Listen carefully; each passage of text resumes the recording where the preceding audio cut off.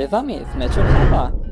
بنك المغرب خرج بتقرير جديد كيقول ان عدد المعاملات العقارية السكنية زادت ب 15.3 في الربع الثالث ديال 2025.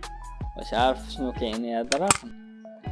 الناس بزاف كيسمعوا 15.7 كيقولوا السوق طالع، ولكن الحقيقة هذه نسبة ديال الحركة، يعني اكثر من الناس اللي كيشريو وكيبيعوا. ولكن ما كاينش بالضروري ان الاثمنه طالعين. اللي كاين هو ان السوق رجع يتحرك، العرض والطلب زادوا، والمغاربه بداو يرجعوا يستثمروا في العقار، خصوصا في المدن الكبار بحال كازا وطنجة ومراكش.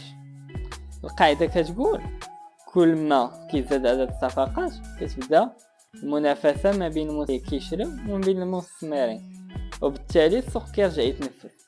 انا عبد المالك، الفونداتور دون تراجونسي موبيلي امومراني، وغادي نبقى نشارك معكم تحليلات السوق المغربي بالعربيه وبالدارجه باش يفهمها كلشي، وخليك ديما على القرب.